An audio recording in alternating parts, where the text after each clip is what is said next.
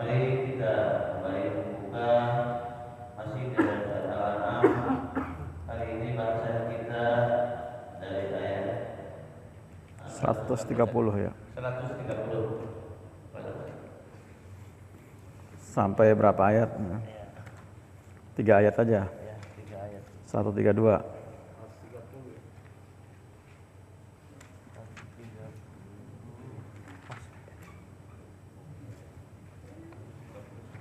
Sampai berapa? Sampai 33? 33. Boleh, sampai 133 ya.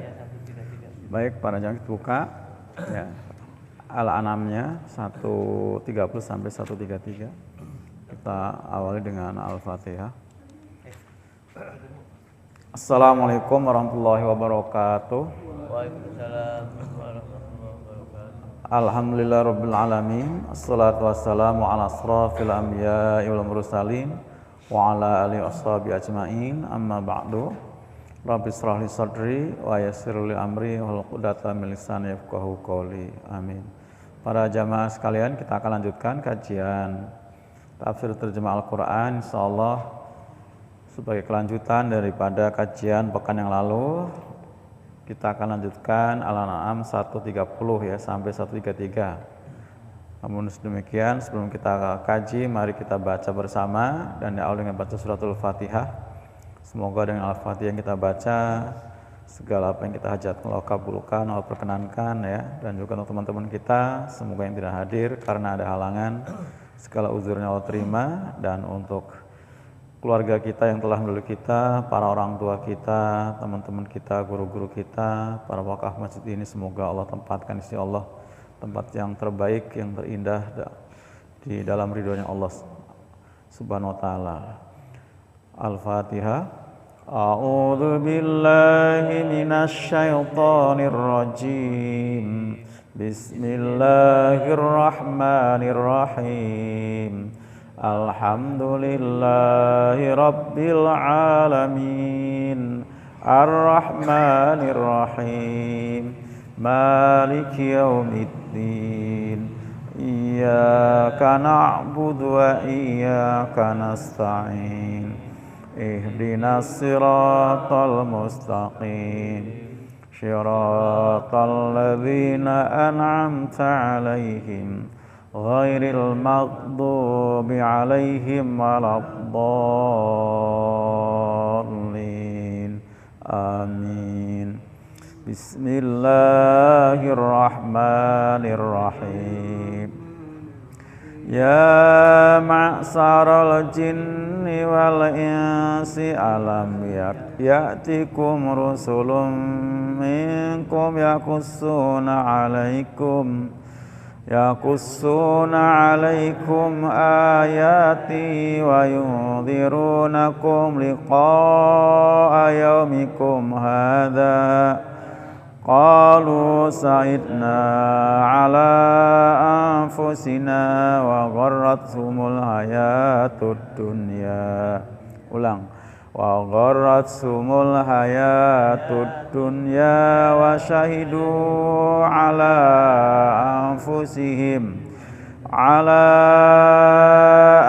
anfusihim annahum kanu kafirin. Dzalika allam yakur rabbuka muhlikal qura bizulmin wa ahluha ghafilun. Walikullin darajatum mimma amilu wa ma rabbuka bighafilin amma ya'malun.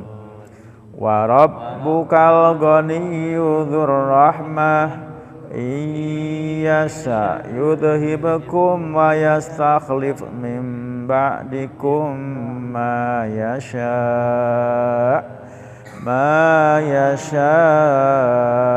kama ansa'akum min dzurriyyati qaumin akharin. Shadaqallahul azim. Baik para jamaah sekalian, kita akan lanjutkan ya langsung ke terjemahan. Nanti bila ada yang kurang jelas sekitar pendalaman materi tajwidnya silakan, dan atau mungkin berkaitan dengan apa terjemahan lafziyahnya bila kurang jelas bisa juga langsung tanyakan ya. Bismillahirrahmanirrahim. Ya ma'sarul jinni, wahai segenap bangsa jin, wal insi dan bangsa manusia. Alam ya'tikum, tidakkah atau bukankah, boleh ya. Jadi yang makna pertanyaan itu a-nya itu a istifham, lamnya bermakna nafi ya meniadakan. Jadi alam itu apakah tidak, belumkah, boleh. Apakah tidak juga boleh ya. Alam ya'tikum, tidakkah datang kepada kalian rusulun, para rasul ya. Jadi bentuk jamak daripada rasulun, jadi rusulun. Jadi ini para bangsa jin dan manusia sedang didakwah ya, didakwa, dituntut ya. Nanti ya ini gambarannya, nanti konkretnya di mahsyar ya. Tapi sudah diinformasikan sekarang bahwa mereka itu bakal didakwa. Minkum, di antara kalian, yakussuna, mereka para rasul itu yakussuna, mengkisahkan, maksudnya menceritakan ya. Jadi para rasul diutus untuk ke khalayak bangsa jin, ke masyarakat manusia ya, ke tengah-tengah manusia itu ada rasul-rasul yang diutus untuk menceritakan, menyampaikan alaikum, atas kalian apa? Ayati, ayat-ayatku. Jadi ayat Al-Quran itu sejatinya sudah disampaikan ya, semua oleh para utusan Allah ke umat manusia, juga ke bangsa jin.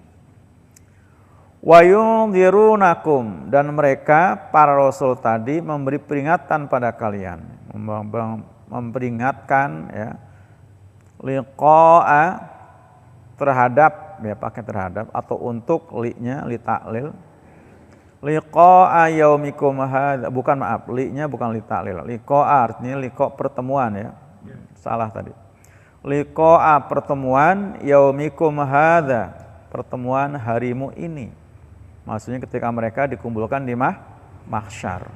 Kumpulkan semua akan di dakwah ya, akan ditanyakan.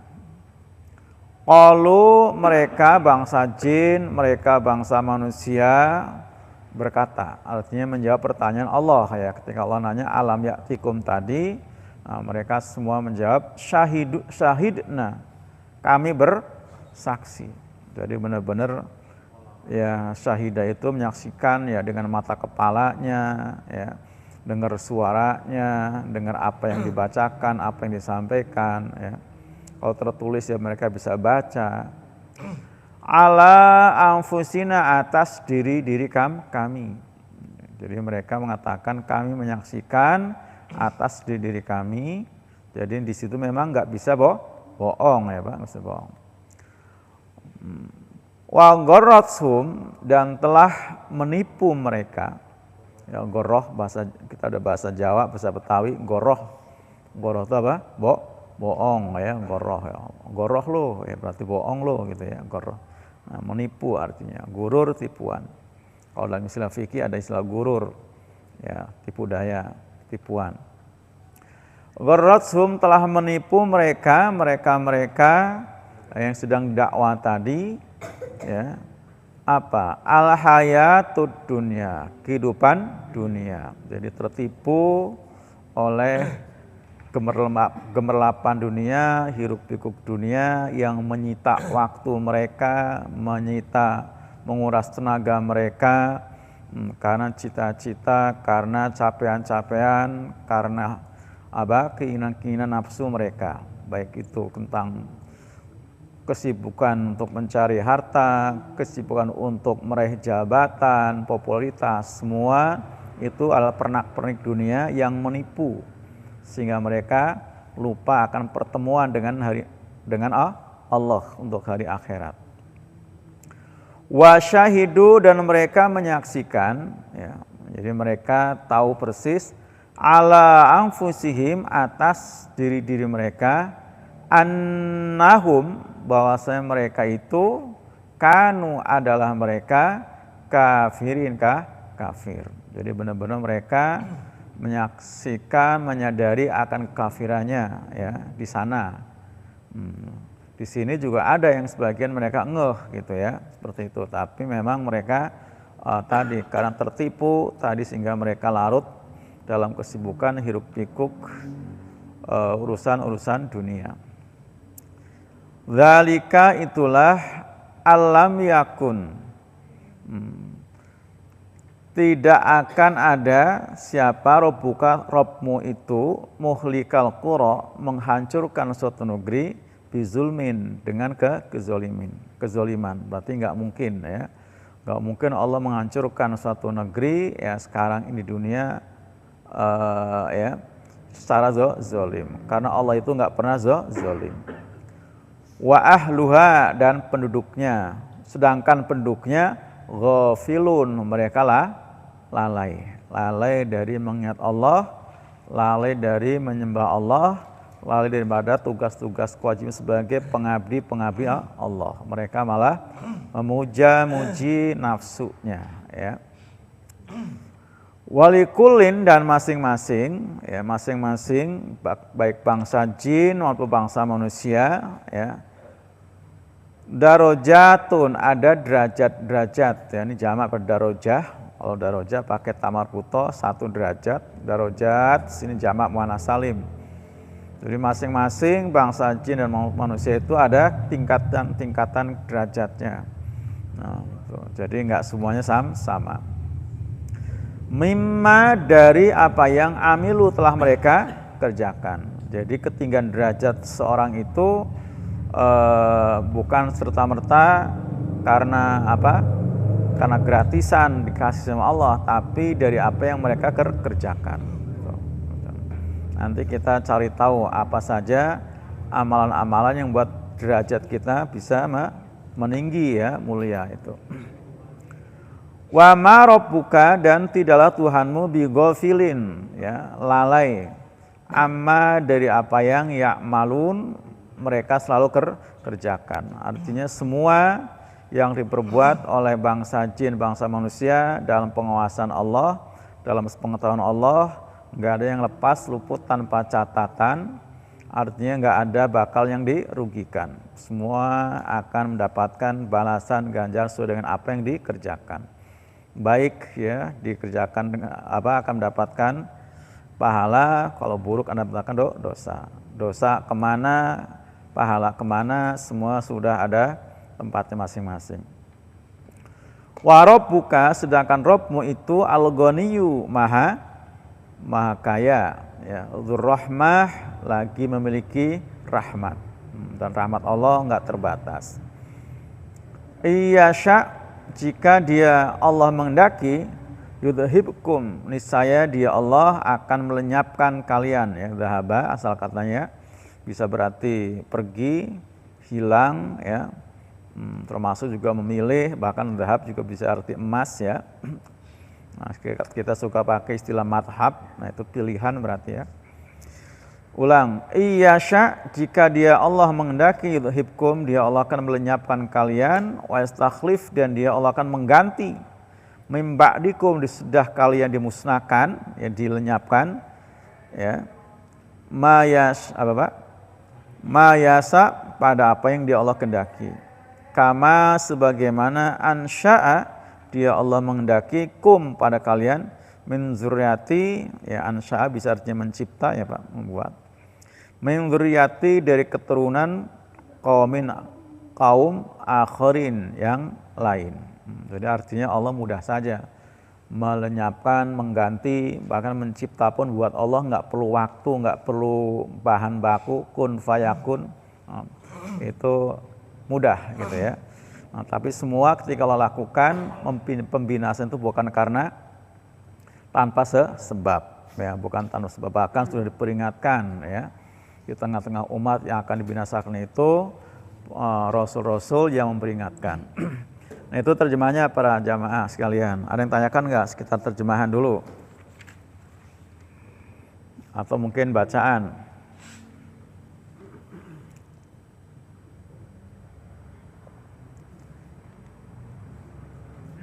Nggak ada?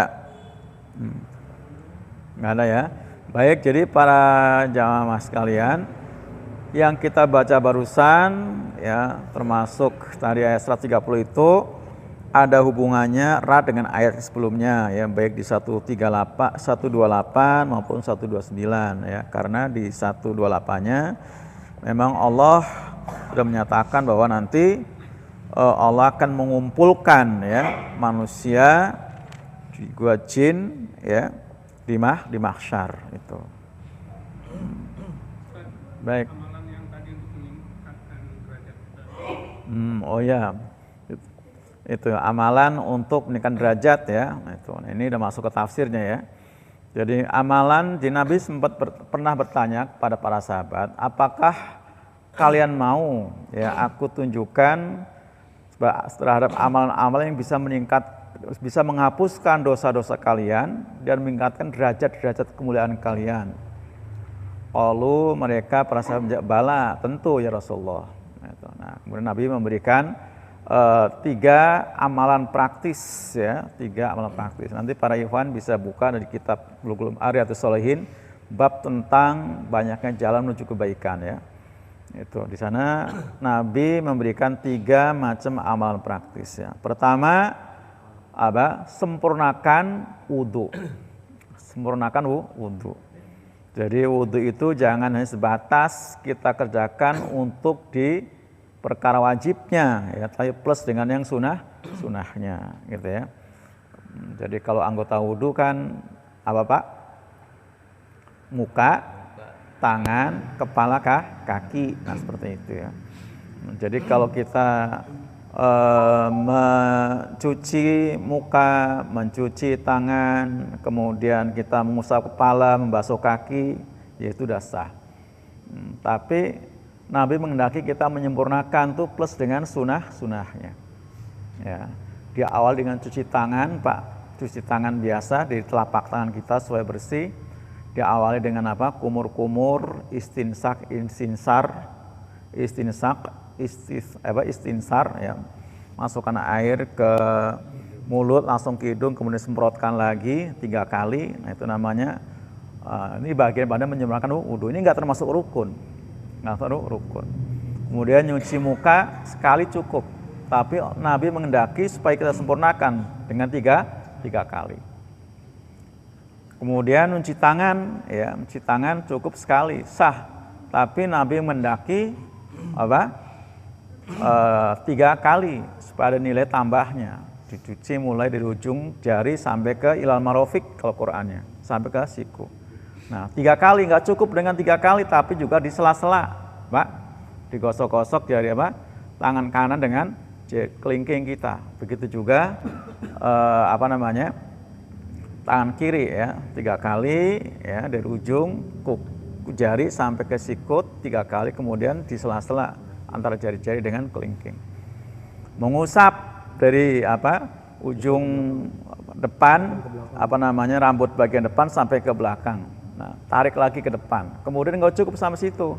Masukkan telunjuknya ke kuping kanan kiri masing-masing.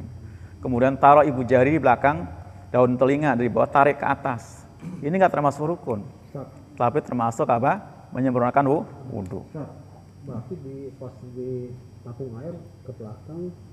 Nggak nampung. Kalau untuk kepala nggak ada airnya. Mengusap, bukan membasuh. Tapi begitu ya? Basah ya, asal tangan kita basah aja. Jadi wamsahu biru'usikum, usaplah, bukan faksilu. Yang faksilu itu kaki, tangan, muka tadi ya. Nah, itu faksilu. Kalau ini wamsahu itu mengusap. Ya, dari depan ya.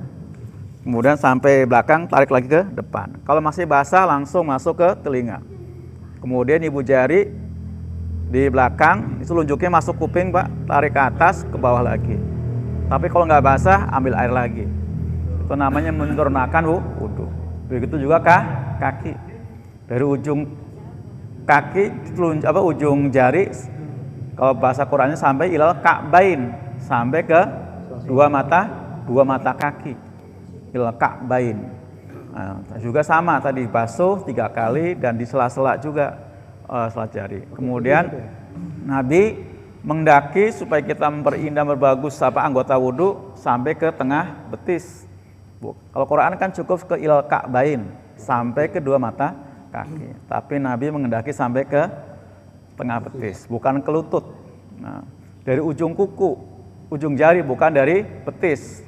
Kalau lihat anak-anak kan kalau nyuci tangan juga begini kan Pak, sikut dulu gitu kan. Kaki gue sama, bahkan nggak digosok, cung aja kan, air gede-gedenya. Gitu. Nggak boleh itu, nggak boleh. Air itu diirit, nggak boleh. Secukupnya. Harus diirit, nggak boleh. Gitu. Itu ya. Kemudian berdoa, itu ya. Nah ini menyempurnakan wudhu. Itu, nah karena ternyata hadis yang sebelumnya itu di bab yang sama tadi saya sebut Pak. Di bab apa tadi Pak?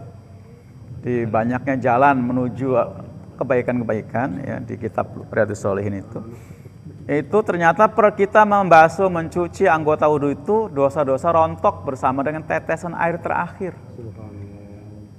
Jadi semakin banyak air yang kita tempelkan ke muka karena 3 kali, berarti semakin banyak dosa, disebutkan di dosa yang diperbuat oleh mata. Oleh mata. Ya, oleh mata. Mata ini banyak dosanya Pak. Ya, itu. Saya ada rekaman saya itu kemarin ngisi di itu dalam Arkom itu dia ada tuh di video itu ada. Nah, itu rekam kita ngeliat apa saja. Yang tidak senonoh Pak, ya gambar porno segala macam orang lihat itu kalau pertama emang rahmat, tapi kalau dipanteng terus, kedua, ketiga, 4 azab itu kan, azab. Nah, ini dari mata. Ternyata itu akan berguguran, berjatuhan bersama air yang ada di muka sampai kata Nabi tetes air yang terakhir. Begitu juga ketika mencuci kedua tangan sampai ya jadi dosa-dosa yang diperbuat oleh tangan itu Pak, entah itu mungut yang bukan haknya, menerima yang bukan haknya, memberi kepadukan pada tempatnya untuk memukul orang secara zolim, nyubit, nampar dan sebagainya, yang jitak, nabok, semua sama. Itu akan terhapus dengan kita berwudu. Begitu juga kaki. Gunakan untuk melangkah tempat maksiat segala macam gitu ya. Nah itu, nah kemudian nah ini belum selesai ya. Ini baru 1 tadi ya Pak, baru 1 tadi kan ada 3 kan? Ada 3. Jadi 3. Nah kemudian yang ketiga adalah memperbanyak memperbanyak langkah ke masjid. Memperbanyak langkah ke masjid tuh. Jadi memperbanyak langkah ke masjid itu karena ternyata ketika kita melangkahkan ke masjid yang dia awali dengan wudhu di rumah, di mana nggak ada tujuan lain kecuali untuk sholat, kata Nabi perlangkah itu bukan cuman kaki kanan menambah pahala, kaki kiri menghapus dosa, tidak. Tapi perlangkah itu menambah 1 kebaikan, menghapus 1 dosa dan meningkatkan derajat kemuliaan. Perlangkah, ya perlangkah. Berwudu di rumah, tujuannya untuk sholat ke masjid, bukan untuk nagih utang, bukan untuk jualan apalagi, nggak ada. Gitu. Apalagi untuk main-main ya. Itu. Jadi memperbanyak langkah ke masjid. Ini untuk memberikan derajat kemuliaan tadi, derajat. Nah, itu. Jadi derajat adalah kemuliaan. Kemudian yang ketiga adalah apa? Menanti sholat setelah sholat, itulah ribat kata Nabi. Apa? Menanti sholat setelah sholat itulah ribat. Paham nggak maksudnya Pak?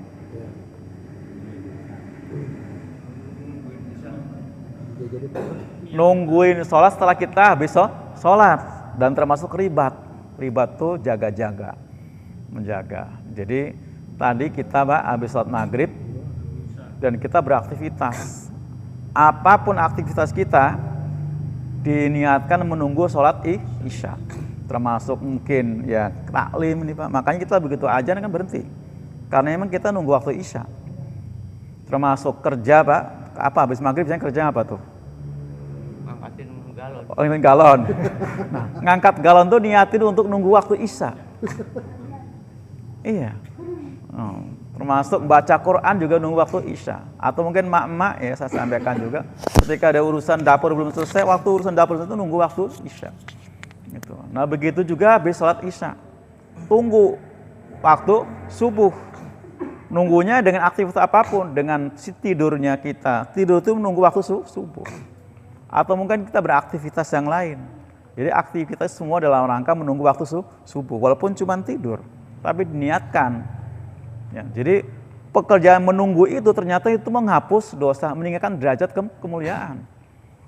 Tapi kalau kita nggak ada niat nunggu, Pak, ya enggak. Karena nggak ada niat nunggu kan.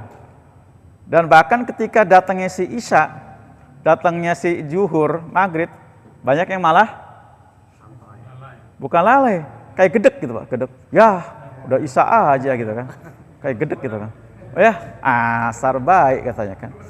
Kenapa? Karena nggak menunggu, sehingga itu rasanya tuh kayak sesuatu yang bakal merepotkan, misalkan seperti itu. Nggak salah, ya, karena tadi nggak menunggu. Makanya boleh dikatakan kerjaan apapun yang kita kerjakan, bisa dikatakan kerjaan menunggu sholat. Walaupun kita lagi nggak ngangkat galon, Pak Sapi lagi ngapain? Lagi nunggu Isya. Nah gitu aja, ya kan? Nunggu Isya, lu ya kan? Lagi nunggu. Kan ngangkat galonnya bisa maghrib tuh. Orang nanya, ngapain Pak? Lagi nunggu Isya. Padahal lagi ngangkatin galon. Ya nggak apa-apa. Nunggu. Emang gitu. Pak Yanto lagi dorong gerobak habis zuhur. Lagi ngapain Pak? Lalu nunggu asar. Padahal lagi dorong gerobak. Gimana lagi nunggu asar? Itu luar biasa Pak. Yang kerjain jahit, Bang Ade jahit gitu kan. Lagi ngapain Bang Ade? Lagi nunggu zuhur. Gitu aja kan. Lagi nunggu zuhur. Itu pekerjaan ternyata kan. Itu. Jadi intadir apa? Intadir sholat pada sholat. Itulah ribat, menjaga. Nah, sesuatu yang jaga nggak bakal kelewatan. Tapi kalau sampai zuhur kelewatan, jelang asar kelewatan, jelang apa? Maghrib, berarti namanya nggak ribat. Berarti nggak menunggu, nggak menjaga. Itu amalan yang akan meningkatkan apa? Derajat kemuliaan. Di samping juga akan menghapus dosa tadi. Kalau hadisnya seperti itu. Itu ya. Tadi ya. Jadi jadi tergantung amal kita tadi. Nah ini ayat tadi memang menjelaskan yang sebaliknya yang diperlakukan oleh orang kafir di ayat yang ke 130 ya. Karena di ayat 30 itu tentang penyesalan bangsa jin dan bangsa manusia. Nah, para ikhwan, jadi mungkin yang perlu para ikhwan ya pengen tahu banget ya. Saya juga pengen tahu banget gitu kan. Wahai bangsa jin manusia, tidakkah datang pada kalian para rasul minkum di antara kalian? Jadi terkesan bahwa bangsa jin dan manusia itu masing-masing ada rasulnya, ada utusannya gitu, ada utusannya. Nah ini yang menjadi pembahasan para ulama tadi. Jadi ada pendapat, walaupun yang paling banyak jumhur ulama, jumhur itu pendapat mayoritas, itu tidak ada utusan khusus dari Allah di mana Allah mengangkat rasul dari bangsa jin. Nggak ada. Semua rasul itu dari bangsa manusia, dari bangsa manusia. Walaupun akhirnya rasul tadi juga sekaligus sebagai rasul untuk para bangsa jin. Nah, itu bangsa jin. Kalau kisah Nabi Sulaiman jelas ya Pak? Jelas itu kan. Tapi untuk Nabi Muhammad, Pak, kapan Nabi Muhammad bertugas menyampaikan dakwah kepada bangsa jin? Pernah dengar nggak? Pernah ya? Dan itu diabadikan Quran surat apa?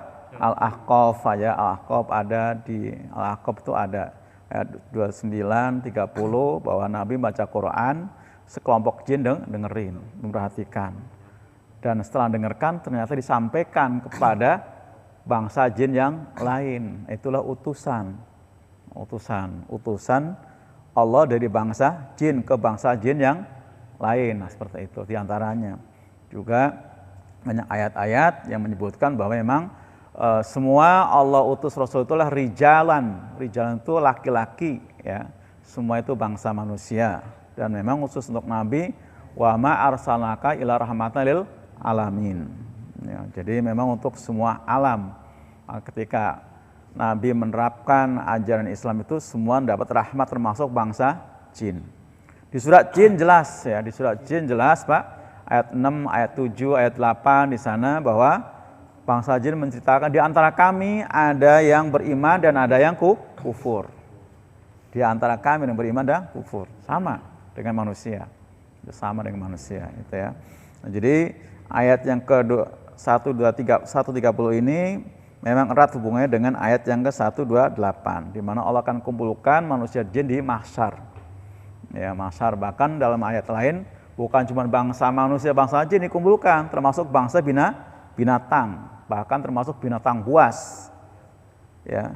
Wa idza apa Pak? Di dalam surat At-Takwir itu huhusul husyirat, dan binatang-binatang buas dikumpulkan sama. Nah, binatang buas dikumpulkan apalagi kucing, ayam, anjing, burung, Pak, itu semua nanti kumpulkan dan nanti akan hubungannya dengan apa?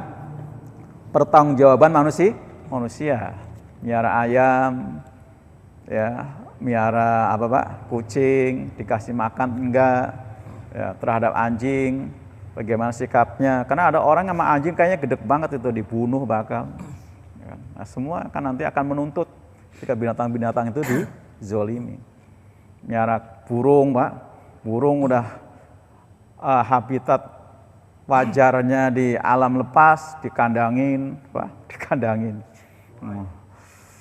Burung berkicau, dibilang nyanyi, padahal dia lagi nangis itu, cari perempuan, lagi kan pejantan dia kan Pak. Walaupun jantan sendirian dia nyari pasangan. Dibilang itu apa? Lagi berkicau, lagi nyanyi, apalagi teriak itu kan. Kasihan kan itu Pak. Mulai kan minta pertanggungjawaban semua itu. Nah, semua nanti begitu selesai termasuk apa Pak? Binatang-binatang ternak yang diternak ya, yang tidak dikeluarkan zakatnya. Udah pernah saya sampaikan tuh ya, mau kambing, mau kerbau, mau onta, semua nanti akan hidup semua dari yang pernah dia miliki. Kalau nggak dikeluarkan zakatnya akan menggigit dan menginjak-injak. Ya kalau onta, tapi kalau apa? Kambing akan menanduk-nanduk dan seterusnya. Jadi itu di masa. Nah, khusus untuk 130 tadi Allah menyalahkan sambil bertanya, bukankah para rasul itulah datang ya di antara kalian untuk mengkisahkan, menceritakan, menyampaikan ayat-ayatku tentang memperingatkan pada kamu tentang pertemuan harimu ini. Artinya Allah menanya seperti itu, jawabannya ya pasti sudah ya, karena Allah nggak zolim. Jadi per umat itu pasti Allah utus nabi. Bahkan ada satu umat yang sama bisa dua nabi dan rasul. Seperti umat Nabi siapa? Bani Israel pada zaman Nabi Musa. Itu satu umat yang sama, nabi rasulnya dua. Itu Nabi Musa dan Nabi Harun. Padahal itu kan nggak banyak-banyak amat Pak. Yang di lembah Tursina. Di seberang sana di Madyan ada sendiri mertuanya Nabi Syuaib dengan umat yang berbeda. Seperti itu. Begitu juga pada zaman Nabi Ibrahim. Palestina waktu kan ada Ibrahim, seberangnya Yordan ada siapa? Lut, ya kan, ada Lut. Seperti itu.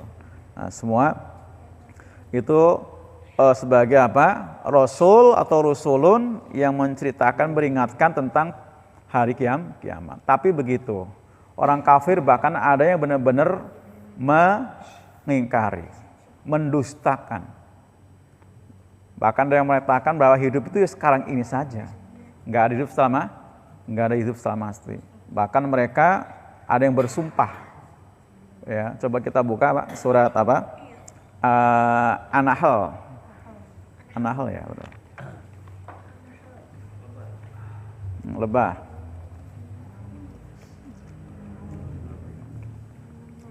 Ayat yang ke surat ke-16. 16.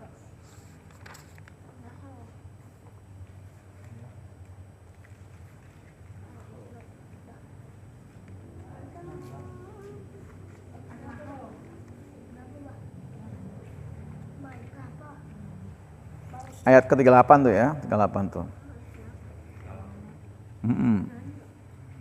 Ayo kita baca Pak. Udah ketemu belum? Surat 16 ayat 38. Surat ke-16.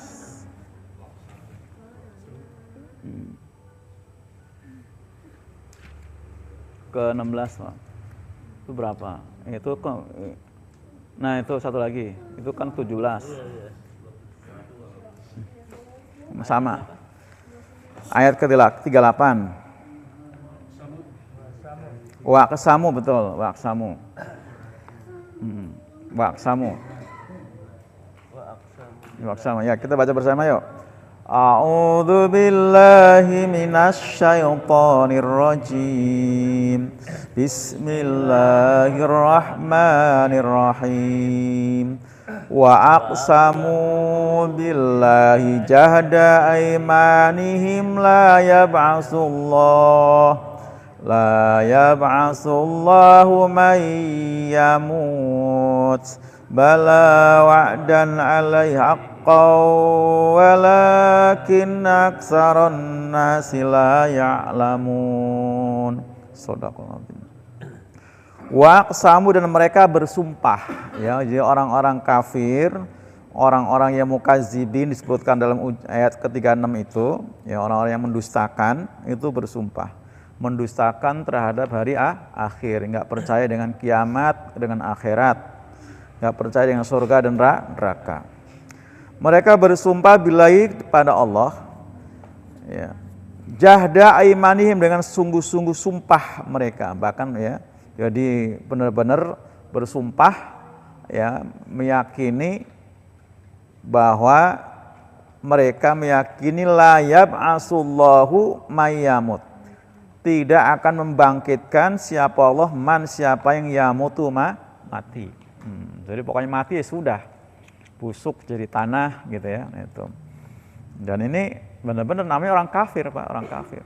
Bahkan di kita juga sempat ada yang viral kan, ngomong surga neraka yang udah pernah ke sono gitu kan. Jadi orang beriman Pak meyakini itu bukan karena pernah tahu, pernah merasakan, pernah melihat. Iman itu kan iktikad dengan hati. Jadi justru nggak tahu itulah kita percaya, kan itu karena ada iman. Kalau nggak ada iman ya nggak bisa percaya. Gitu. Karena perkara surga neraka juga kita belum pernah melihatnya, ya kan, mati juga sekarang belum mengalami, ya kan, tapi kita percaya. Kenapa? Karena ada iman. Nah, orang kafir nggak mempercayai itu. Pokoknya la yab'asullahu mayyamut, tidak akan membangkitkan orang yang Allah tidak akan membangkitkan orang yang telah mati. Makanya karena pahamnya seperti ini, jadi mereka jadikan dunia itu sebagai tujuan hidup. Mereka puas-puasin. Apapun yang penting asal puas, tujuan tercapai, walaupun dengan menipu, ya, walaupun dengan nyogok suap, dengan cara yang halal, yang haram, semua mereka lakukan. Toh nggak ada dosa berarti kan, nggak ada pertanggungjawaban. Yang penting nggak ketahuan sama orang lain, sama nggak ketahuan sama petugas, ya udah. Berarti kan pinter-pinternya mereka saja. Itulah orang kafir. Mereka menghalalkan segala cara karena mereka nggak takut dosa dan mereka merasa tidak ada dosa. Paling banter Pak, meyakini karma. Itu paling banter tuh karma. Itu paling banter tuh. Yakini karma. Karma tuh di dunia kan? Di dunia itu. Kalau kita pernah jitak orang nanti bakal dicitak gitu kan.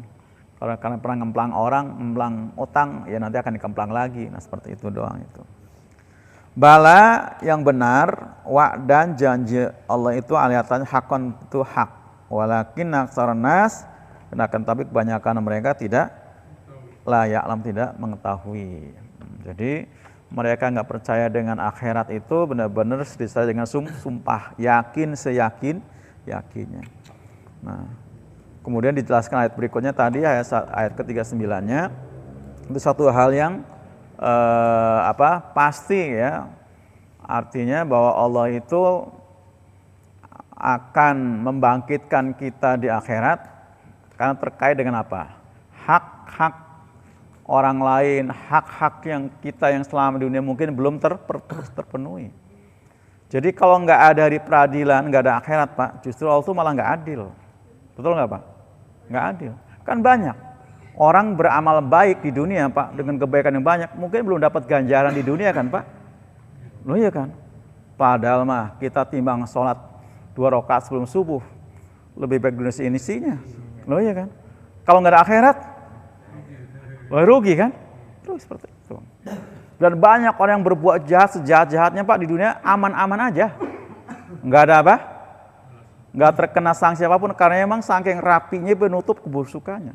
Sehingga nggak tersentuh oleh KPK, ketangkap polisi gitu kan. Aman-aman saja. Dan banyak lagi orang yang zolim sama kita. Ngutang, kabur. Pak Sapri? Kalau nggak ada akhirat rugi Pak Sapri kan? Oh, yang pada kabur-kabur itu. Lah ya kan kalau nggak ada akhirat rugi. Oh ya kan? Maka perlu ada akhirat. Biar hutang harus kita terima, piutang harus apa? Piutang harus kita terima, hutang harus dibayar nanti. Oh ya kan? Jadi nggak adil kalau nggak ada akhirat. Nggak adil. Jadi adilnya justru ada akhirat nanti. Nah, mereka memang tadi sudah bukan kadung, memang mereka bersumpah tidak meyakini ya. Makanya mereka berbuat seenaknya, ya, untuk memenuhi apa nafsunya. Dan itulah sebenarnya mereka telah tertipu tadi ya, telah tertipu oleh kehidupan dunia. Jadi, qalu syahidna ala anfusihim wa gharrathumul hayatud dunia. Mereka mengatakan tanya tadi, benar kami menyaksikan atas diri kami dan telah menipu mereka kehidupan dunia. Jadi dunia itu telah menipunya. Bahkan mungkin ada yang masih menyandang gelar muslim, tapi kan tertipu hidupnya melulu urusan dunia Pak. Sehingga lupa akhirat. Lupa melakukan kebaikan-kebaikan, kewajiban-kewajiban, ya walaupun masih menyandang muslim, tapi dia udah nggak sholat, puasa yang nggak puasa, mampu haji juga nggak berangkat, karena sudah tertipu tadi. Karena kalau dia melakukan itu semua bakal rugi. Pak, sholat 5 waktu berapa menit tuh? Hitung-hitungan bisnis ya rugi banget, apalagi harus nutup warung. Harus nutup warung kan? Apalagi kan? Itu dihitung, puasa apalagi. Dengan pertimbangan segala macam, ya. Apalagi haji tadi ya. Seperti itu. Jadi mereka telah tertipu, sehingga karena tertipunya mereka lalai tadi ya. Mereka lalai dan mereka sibuk ya. Waktunya dihabiskan untuk urusan-urusan dunia. Ya, baik itu tenaganya, pemikirannya, semua untuk kepentingan-kepentingan dunia. Itulah orang yang tertipu kalau sampai dia melalaikan akan kehidupan akhirat. Wa syahidu ala anfusihim annahum kanu kafirun. Nah, ini percuma karena mereka sadarnya nanti di akhirat ya, sudah telat seperti itu. Dzalika alam yakur rabbuka muhlikal qura bizulmi wa ahluha ghafilun. Nah, di dunia karena Allah sudah bertanggung jawab untuk memberikan hidayah petunjuk kepada umatnya dengan diutusnya para rasul. Nah, ternyata ajakan para rasul tadi diabaikan, ditolak, bahkan rasulnya banyak yang diuber-uber dikejar mau dibunuh, dan klimaksnya pun banyak yang dibunuh pada zaman Bani Israel, dan ada nabi dan rasul yang dibunuh seperti Nabi Yahya dan Zakaria, gitu kan. Nah, ketika kemudian Allah membinasakan mereka, itu bukan Allah itu zalim. Allah tidak zalim, walaupun tingkat kerusakannya dahsyat, Pak. Ya kan? Bagaimana tsunami di Aceh, bagaimana gempa bumi di Maluku, gempa bumi di Lombok dan sebagainya. Ya, itu semua bukan berarti Allah zalim. Karena sudah diperingatkan, ya sudah diperingatkan. Nah, masing-masing nanti akan mendapatkan tingkat derajat tergantung amalnya. Nah, itu berarti siapa yang kata Allah, Mbak, gimana? Inna akramakum inna asqakum innallaha alimul khabir. Sungguhnya paling mulia di antara kamu nanti yang paling takwa. Tapi ada tingkatan-tingkatan. Yang paling takwa itu yang paling mulia di sisi Allah. Nah, termasuk ajaran praktisnya tadi, Pak. 3 tadi ya, Pak. Memperbagus wudu, memperbanyak langkah ke masjid, kemudian menunggu sholat setelah sholat. Ya, demikian. Assalamualaikum warahmatullahi wabarakatuh. Waalaikumsalam. Baik, pada sekalian.